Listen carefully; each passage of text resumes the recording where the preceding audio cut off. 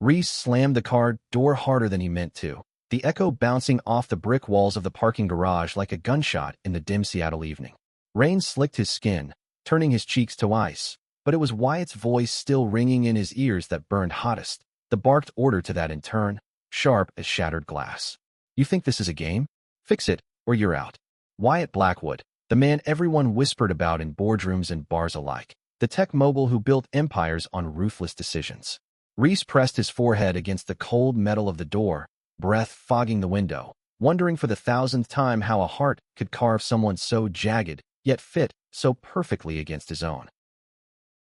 Inside their loft overlooking the sound, the city hummed below like a distant accusation, neon veins pulsing through the perpetual drizzle. Reese kicked off his boots, water pooling on the reclaimed wood floors, and padded toward the kitchen where the scent of Wyatt's post-meeting ritual lingered, bourbon neat, with a twist of regret he never admitted. But Wyatt wasn't there. Instead, the note on the marble counter, in that precise script, "Meeting ran late. Order in if you want. Love, W. Love." The word landed like a bruise, tender and inevitable. He poured himself a glass of water, hands trembling just enough to slosh it over the rim, and sank onto the leather couch that still smelled faintly of Wyatt's cologne, cedar, and storm. The TV flickered on autopilot to some documentary about Pacific shipwrecks, but Reese wasn't watching. He was replaying the gala last month. Wyatt's arm slung possessively around his waist in front of the donors, the way head leaned in to murmur, "You're the only salvage worth the dive."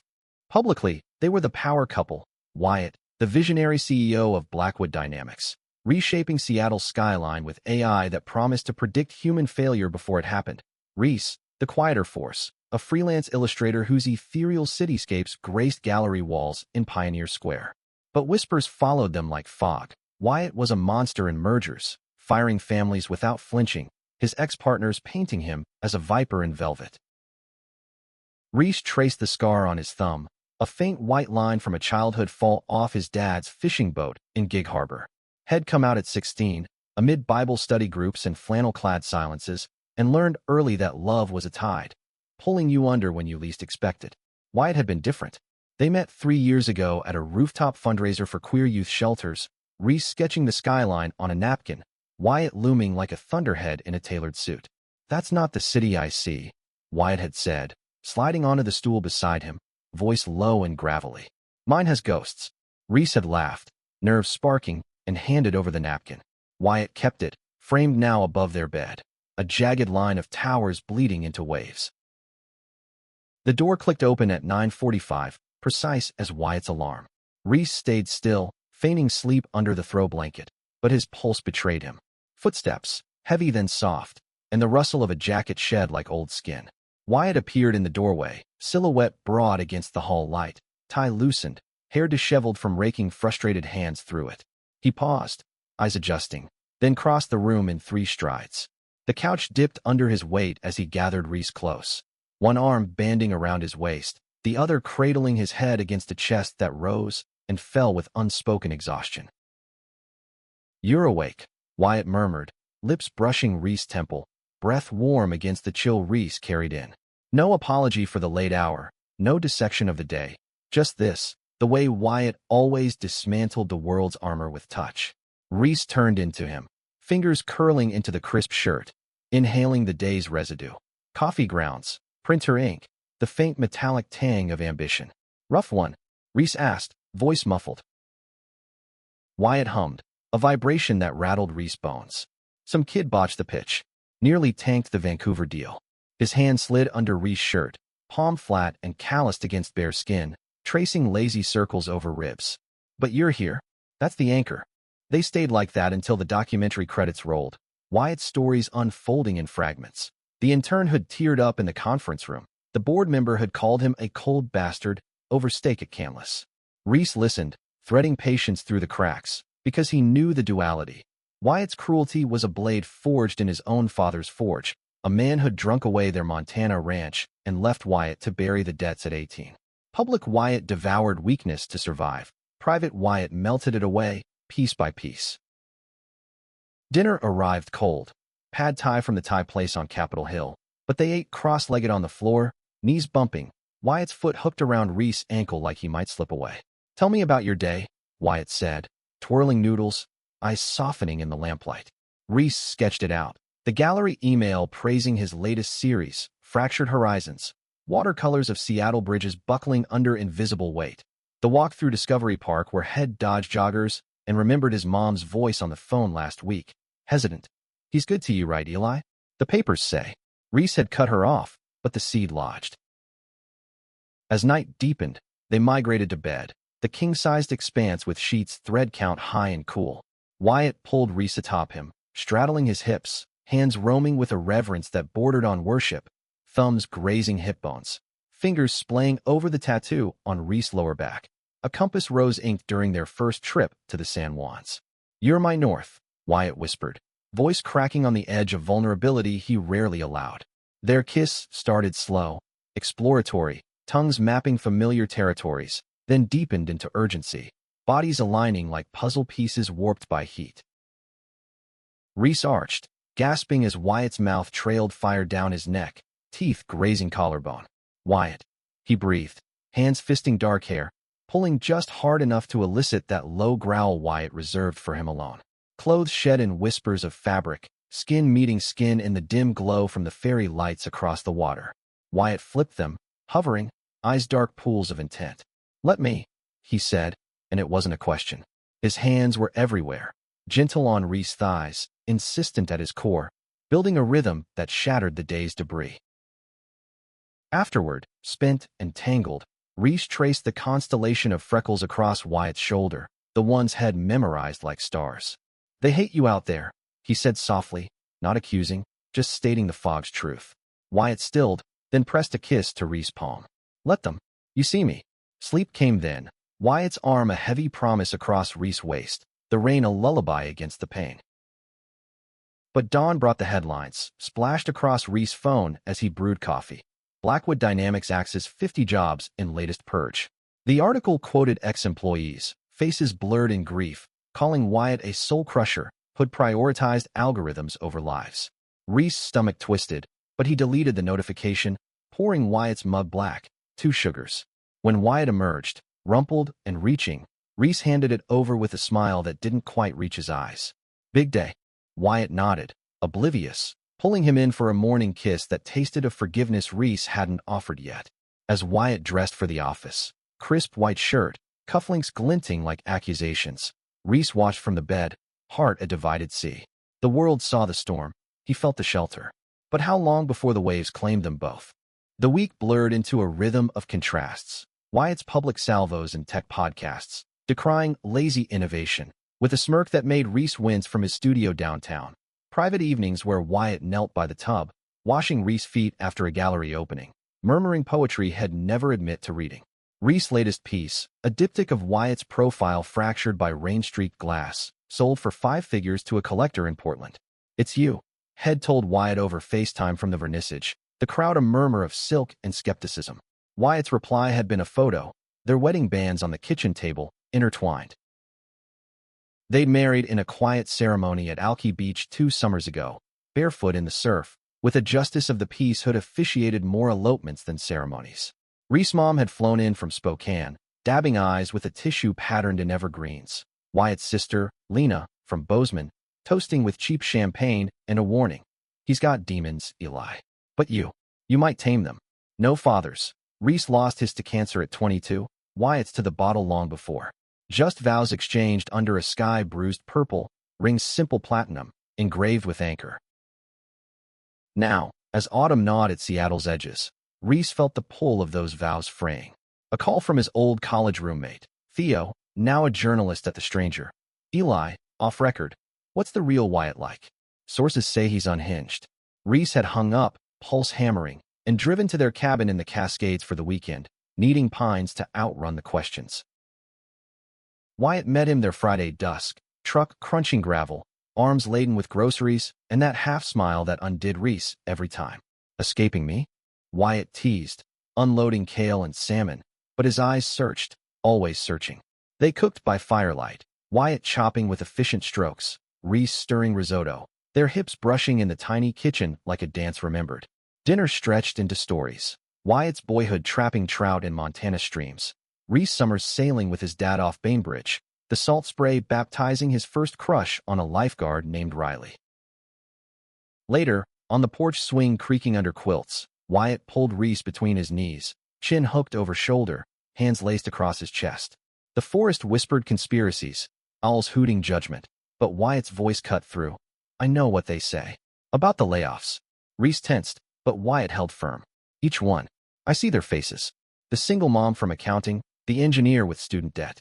But if I don't cut, the whole ship sinks. And you. Would sink too. His grip tightened, a vice of fear masked as strength. Reese turned, cupping Wyatt's jaw, thumb brushing the perpetual stubble. I'm not going anywhere.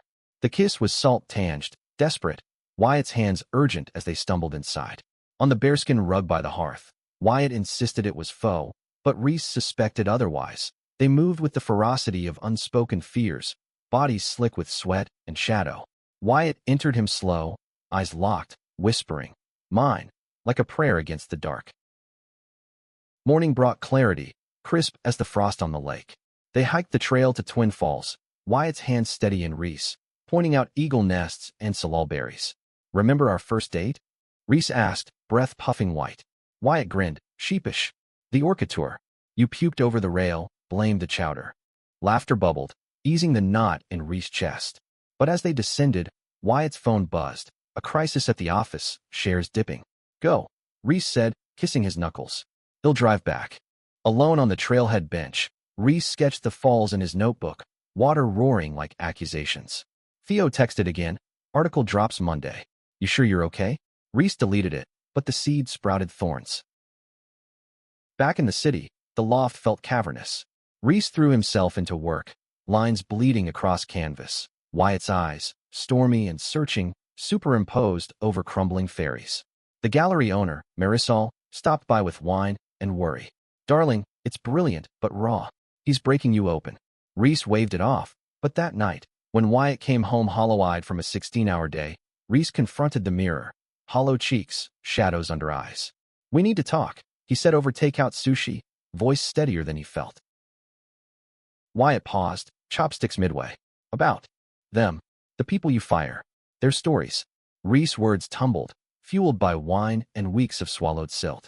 Wyatt's face shuddered, jaw clenching. It's business, Eli, not personal. But it is, Reese pressed, heart hammering. To them. To me, watching you carry it. Wyatt shoved back his chair, pacing to the window, city lights fracturing on glass. You think I don't know? Every signature is a scar. His voice cracked, fists balled. Dad lost everything because he couldn't cut ties. I won't let that happen to us. Reese rose, crossing to him, hands tentative on Wyatt's back. I'm not asking you to stop. Just let me in. All the way. Wyatt turned, eyes glistening, and pulled him close, foreheads touching. You are in. Deeper than anyone. The embrace lingered, heavy with unsaid, until desire flared, Wyatt's mouth claiming, hands pinning Reese to the cool glass, the city blind witness to their unraveling. They made love there, against the window, rain sluicing down like tears they wouldn't shed. Wyatt's thrusts were measured fury, Reese gasps fogging the pain, bodies slick and insistent. I love you, Wyatt growled, burying deep, and Reese shattered around him, whispering back the same. But Monday dawned with the stranger's headline, Blackwood's brutal blade, inside the firings that shredded lives. Theo had quoted anonymous sources, but Reese recognized the intern's tears from that garage night. Wyatt's phone exploded, reporters, bored fury. He left without breakfast, doors slamming like finality. Reese fielded calls from friends. Lena, voice tight, protect yourself, kid, his mom, come home, Eli.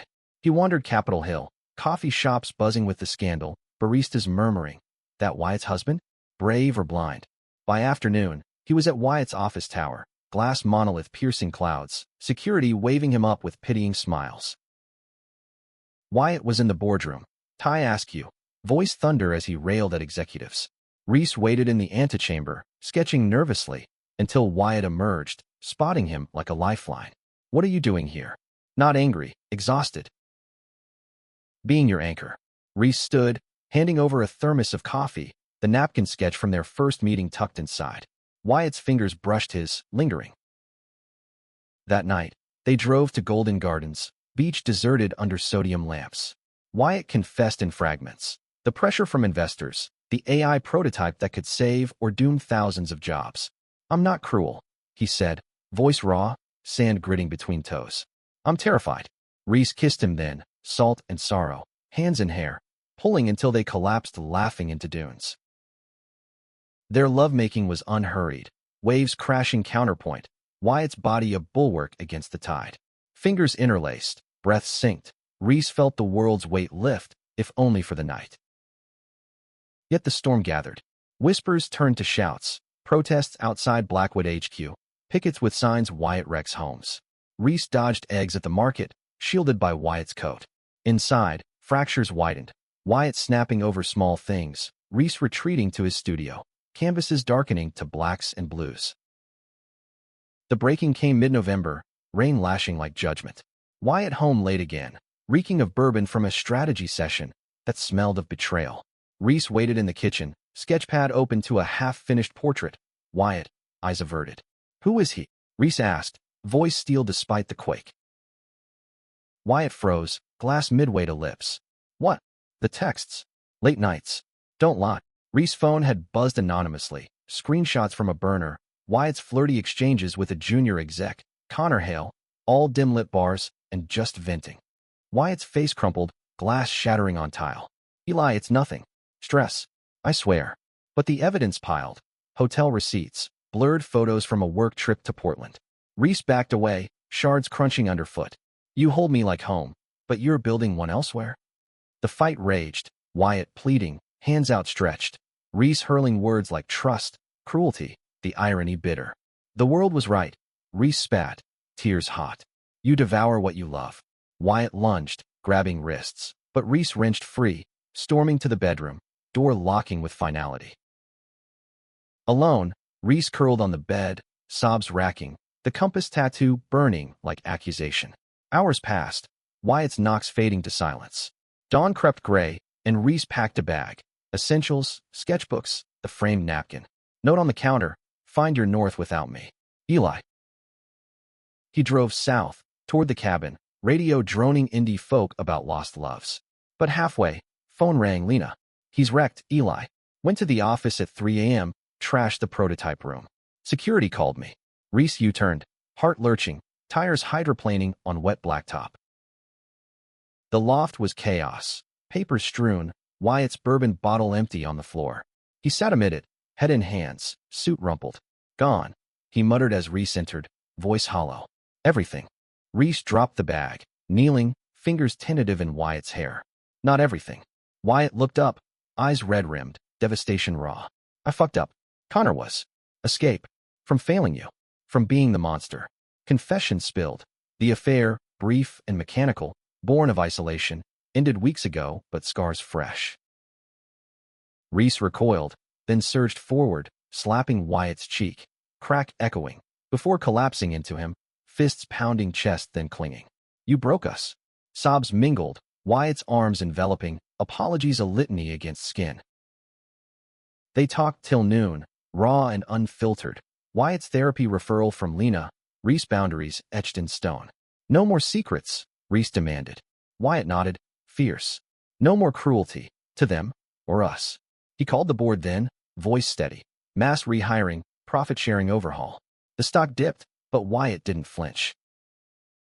Winter thawed into tentative spring. Reese exhibited shattered anchor, the series born of fracture. Wyatt's face pieced from debris, sold out to murmurs of redemption. Protests faded to dialogues. Wyatt keynote at a queer tech summit, arm around Reese, voice cracking on vulnerability. Success without soul is just survival. Nights healed slow, Wyatt's hands learning gentleness anew, Reese sketches lightning to dawn golds. One evening, on the ferry to Bainbridge, full circle, Wyatt knelt in the hold, rings glinting. Not proposal, but recommitment. Let me hold you like home again. Reese pulled him up, kissing fierce, the sound witness to mending. They built from ruins. Couples counseling in a Queen and Victorian, weekends volunteering at the shelter where they met, Wyatt's AI retooled for job matching, not culling. Reese mom visited, hugging Wyatt tentative then tight. You're family now. Scars lingered, trust a fragile bloom, but in quiet moments, Wyatt's hold was haven. Reese gazed the light. As cherry blossoms dusted Seattle pink, Reese sketched their future. Two figures on a cliff, backs to storm, hands clasped. The world still whispered, but softer now, stories shifting to second chances. Love, Reese learned, wasn't absence of waves, but swimming them together. Cruelty confronted, tenderness reclaimed. In the end, home wasn't a place, but the man who saw your fractures and called them beautiful.